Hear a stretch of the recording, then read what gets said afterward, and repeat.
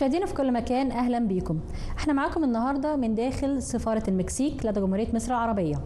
لقاءنا اليوم مع القائم بأعمال سفارة المكسيك السيد هيكتور أورتيجا، ولقاءنا عن محطاته الدبلوماسية قبل مجيئه إلى مصر، وأيضا عن الشعب المكسيكي. فابقوا معنا وتابعونا.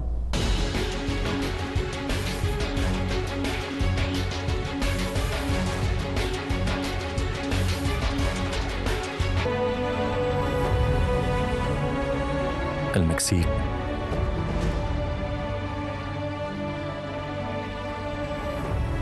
ليست مجرد شواطئ فيروزية وتكيلة، إنها أرض تقع بين محيطين، حيث تتشارك البراكين والمرتفعات والغابات الاستوائية نفس الأفق. الناس هنا ودودون وفخورون، كل تحية تبدو وكأنها تحمل قصة. مهرجانات المكسيك مبهرة، فهي تحول الذكريات إلى موسيقى وأضواء وشوارع مليئة بالألوان. والطعام ليس مجرد طعام، فكل لقمة هي بمثابة خريطة ترشدك عبر المناطق والمناخات وقرون من التقاليد. إذا كنت مستعداً فتعال معي،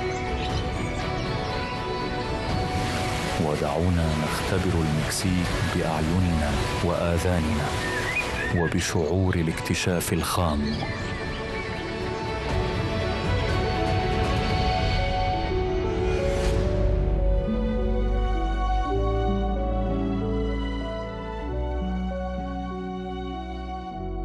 تمتد المكسيك بين محيطين، وتبدو وكأنها ممر حيوي تتغير فيه المناظر الطبيعية بسرعة تفوق قدرة توقعاتك على التكيف.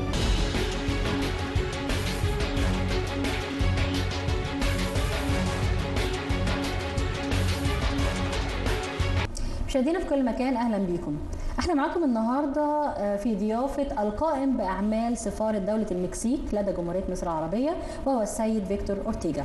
Your Excellency, please allow me to thank you so much for having us today. You're welcome, Sarah. It's a pleasure to have you and your viewers in the House of Mexico in Egypt. Actually, we would like at the beginning to know more about your diplomatic stations before coming to Egypt. So, can you please start and tell us more about it? Yes, I have the privilege of being a Mexican career diplomat. I have been in the Mexican Foreign Service for more than 20 years. I have experience in Latin America, in the United States, in regional organizations, and now I am very glad to have experience in the Middle East, being in Egypt. That's great. What can you tell us about the geographic nature of Mexico? And please tell us also its position on the map. Yeah. Well, for your viewers, what I would like to tell you is that Mexico is a country that geographically we are in North America, but culturally we are part of Latin America.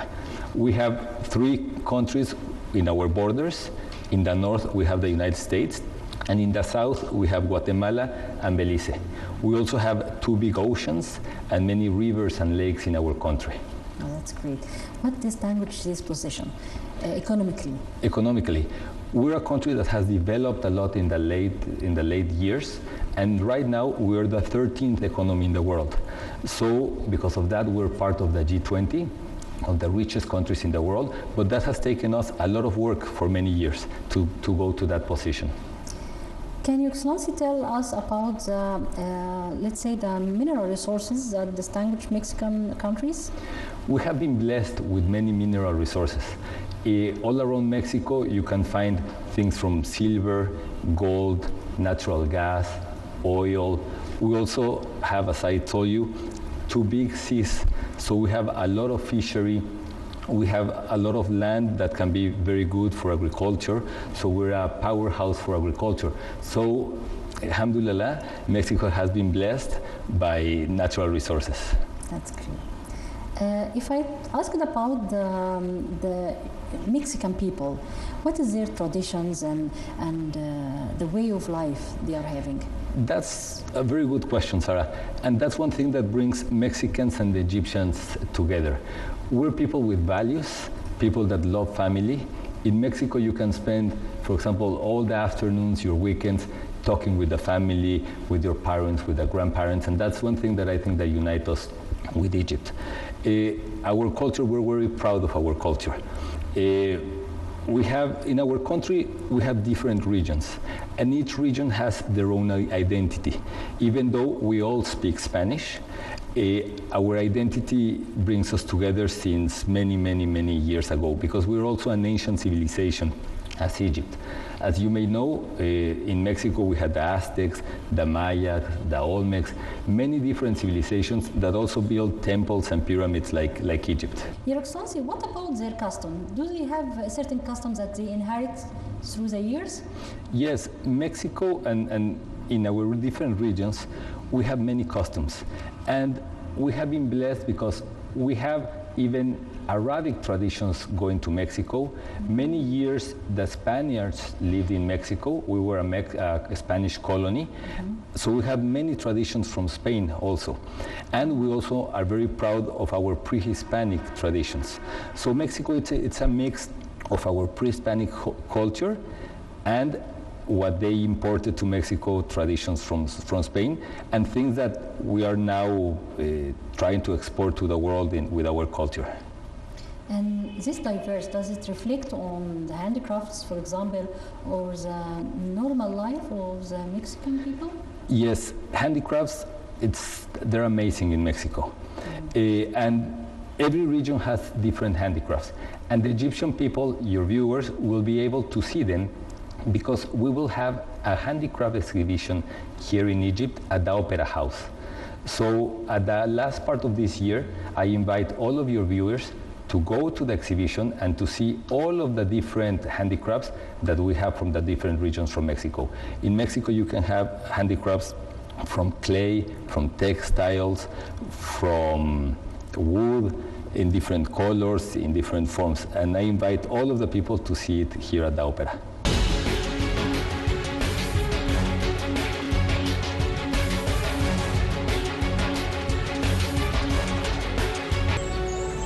مع ارتفاعنا إلى المرتفعات الوسطى يصبح الهواء أكثر برودة وأقل كثافة، ويتأرجح ضوء النهار من صباحات منعشة إلى ظهيرات باردة وجافة. باتباع الحزام البركاني ستمر بأرض سوداء وسلاسل جبلية مثيرة توحي بهدوء، بأن الأرض قد تحركت بفعل النار في يوم من الأيام. مع الانجراف شمالاً ينفتح العالم على مساحة صحراوية، حيث ينحني الأفق بفعل الحرارة وترسم الرياح أنماطاً على الرمال.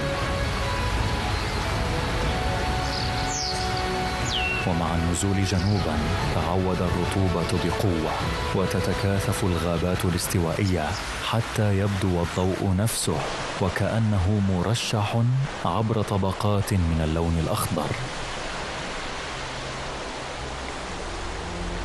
عند الوصول إلى المحيط الهادئ غالباً ما يبدو الخط الساحلي وعراً وعاصفاً، حيث تشكل المنحدرات والأمواج نوعاً أكثر وحشية من الجمال. وبالاتجاه نحو منطقة البحر الكاريبي يزداد لون الماء إشراقاً ويصبح الهواء أكثر لطفاً، مما يخلق شواطئ وبحيرات تبدو وكأنها من عالم الخيال. بسبب تغير الارتفاع وهطول الأمطار بسرعة كبيرة، يمكن لنفس البلد أن يزرع الصبار والذرة والبن والكاكاو في غضون أسبوع واحد من السفر.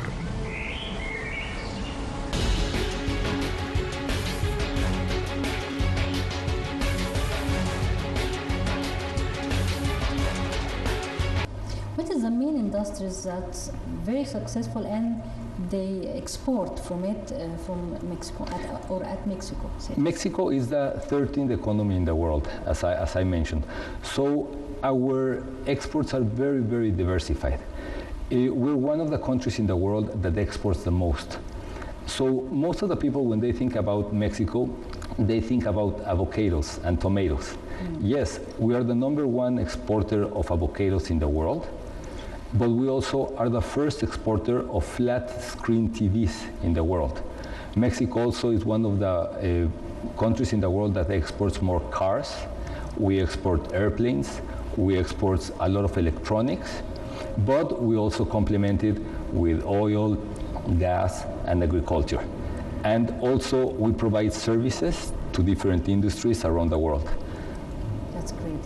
So if we talk about the numbers, for example, the average or the volume of the trading inside Mexico and the other world, how much it is now?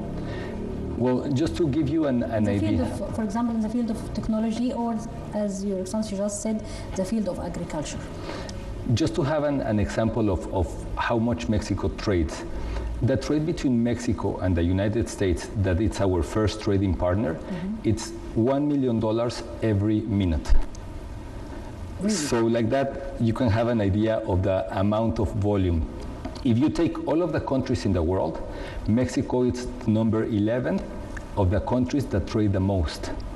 So trade for us, since many, many years ago, has been a very important thing for us.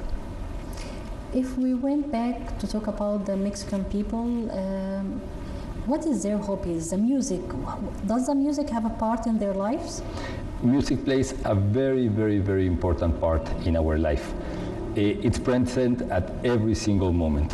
When we're happy, we put music. Even when we're sad, we put music.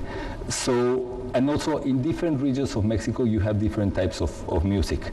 And that's one thing that we're promoting in Egypt.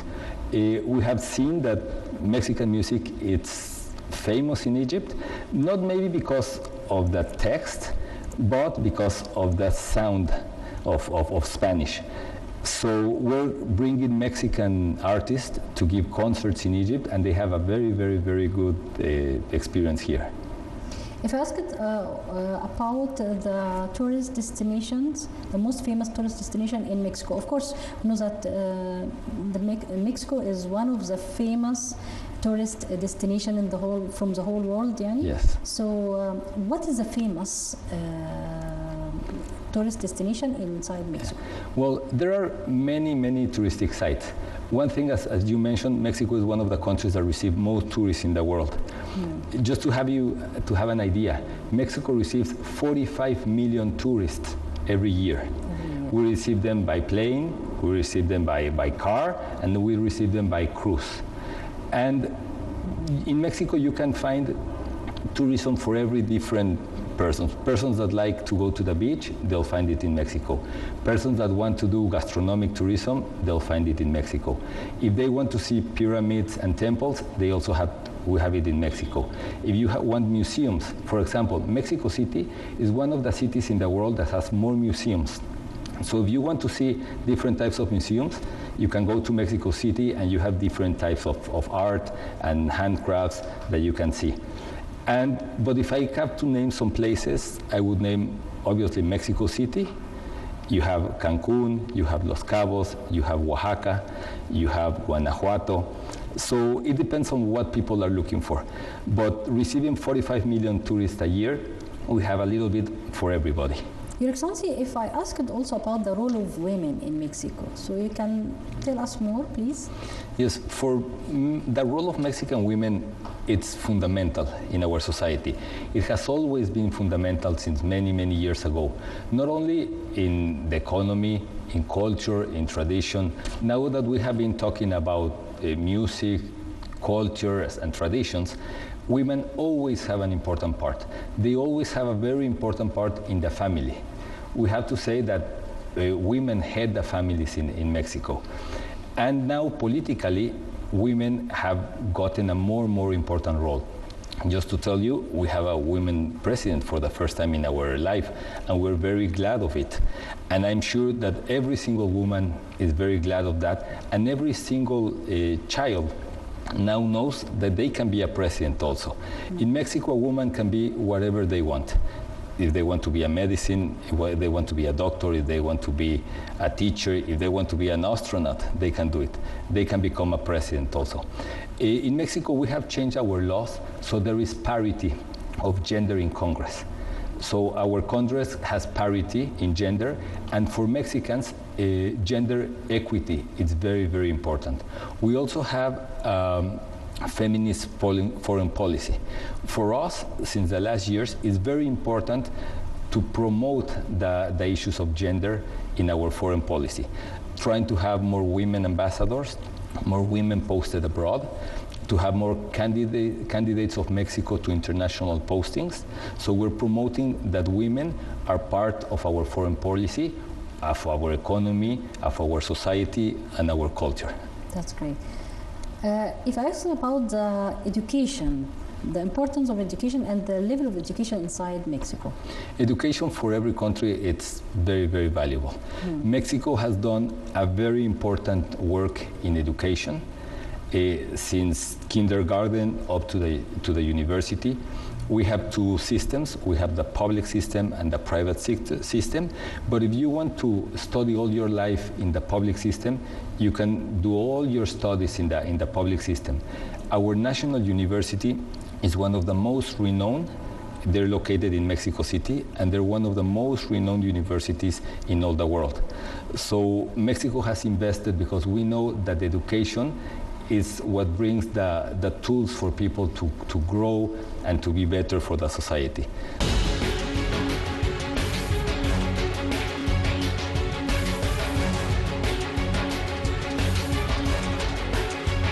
ادخل إلى مهرجان مكسيكي وستدرك بسرعة أن الاحتفال هنا ليس هروباً من الحياة، بل هو طريقة للاحتفاء بها. خلال يوم الموتى تظهر الشموع والقطيفة والصور الفوتوغرافية ككوكبة ناعمة ترشد العائلات خلال عملية التذكر دون خوف. تمتلئ المذابح بالأطعمة المفضلة والقرابين الصغيرة، وفجأة تصبح الذكرى شيئاً يمكنك رؤيته وشمه ولمسه. تصل الموسيقى أولاً كنبض بعيد، ثم كموجة، حتى تتدفق آلات النفخ النحاسية والطبول إلى الشارع مثل دقات قلب متحركة. في المهرجانات الإقليمية تصبح المدينة نفسها مكان الاحتفال، ويختفي الخط الفاصل بين الجمهور والفنان بهدوء. تضفي الأزياء وألوان الوجه إشراقاً على الليل، ومع ذلك يحمل كل لون معنى، ويربط الأحياء بالأجداد والقصص الأقدم من الطرق. تعمل أكشاك الطعام بلا توقف، لأن مشاركة وجبة الطعام جزء من الطقوس وليست مجرد وسيلة لإطعام الجميع. يتعلم الأطفال التقاليد من خلال مشاهدة الأيدي وهي تعمل، ويمكنك أن ترى الثقافة تنتقل إلى الأمام في الوقت الحقيقي دون أي درس. يتحرك الراقصون في أنماط تبدو مبهجة ظاهرياً، لكنها تبدو أعمق عندما تدرك أنهم يعيدون التاريخ من خلال الحركة. حتى أصغر فرقة موسيقية في الشارع يمكنها إيقاف حركة المرور، لأن الاحتفال جماعي والمدينة توافق على اتباع الصوت. المفارقة تكمن في أن هذه المهرجانات لا تقتصر على السعادة فقط، لأنها تمنح الحزن والأمل والمعاناة مساحة للتعبير.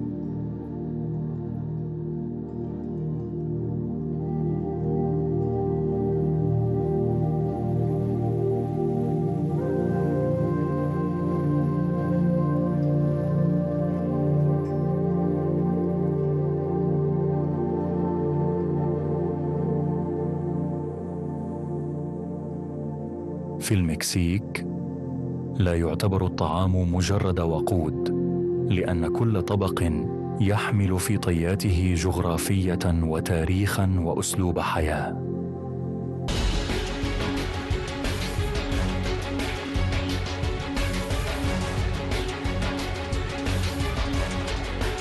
Your Excellency already talked about Mexico being one of the most famous tourist destinations. How did you do it? Especially if we said that we attract more people, it means we need the people inside any country to have a role in this thing. How did you focus on the people, the Mexican citizen, and you gain their working with you to gain this position in tourist destinations? Yes, it has not been easy to be one of the countries that receives more tourists. It has taken many years. And part of it is the capabilities that we have given from the government, but also from the private sector to the people that receive the tourists. In Mexico, tourism is not only a work of the government. A lot of the part of the touristic sector, it's part of the private sector. We have privatized it.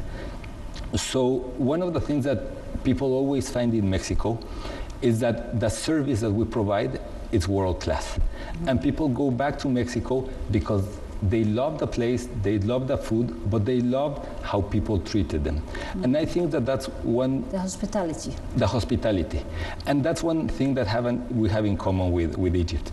When you're a foreigner in Egypt, you feel welcomed. People want to help you, people want to explain you their country. And that's one thing that we have done in Mexico. People are very happy to receive tourists wherever they go in the country. That's great. Did you have any training programs for the people that already interact with the tourists or no? Yes, training is a very important part. And the training is given not only by the government, but as I mentioned, by the private sector. And I think that part of hospitality could be a very good South-South cooperation between Mexico and Egypt. And people have been trained also in different languages because as we speak Spanish in Mexico, but not all of the tourists speak Spanish. So we have also trained the persons that work in the touristic sector to talk other different languages, so tourists feel more comfortable with them. Was there any obstacles in the tourist section that you already overcome by years? I think that one of the things that Mexico has done very well is to open new touristic places. And not stay with the ones that were known maybe 60 or 70 years ago. So we try every other decade to open a new place. For example, in the 50s, 60s, people visited Acapulco. In the 80s and 90s, they visited Cancun. In the 2000s, they visited Los Cabos. And now they're going to Nayarit.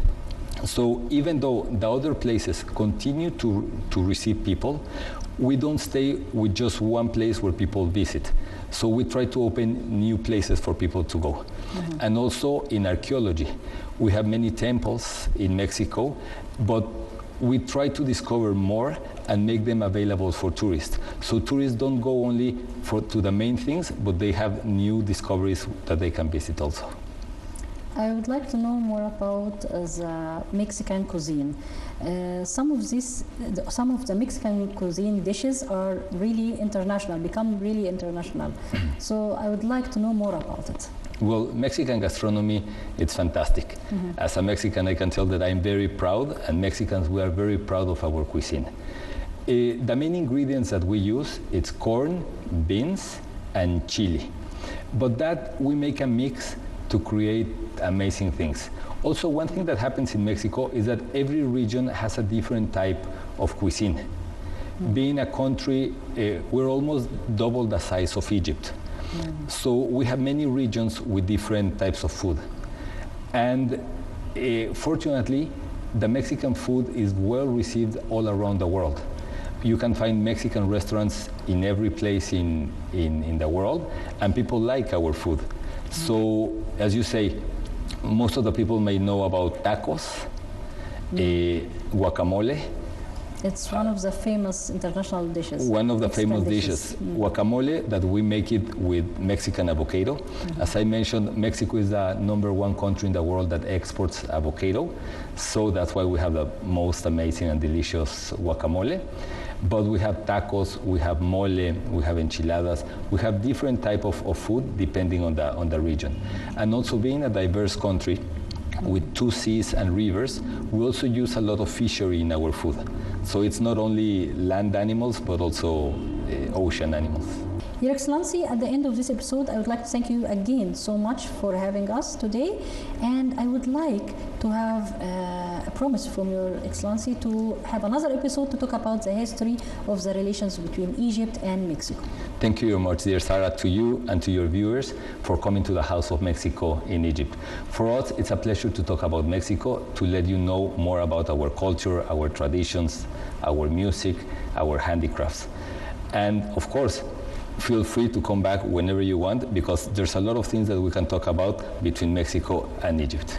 That's great. Thank you so much. Thank you very much.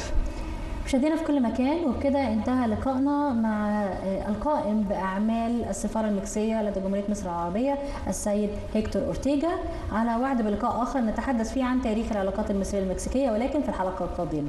بشكركم جدا وإلى اللقاء.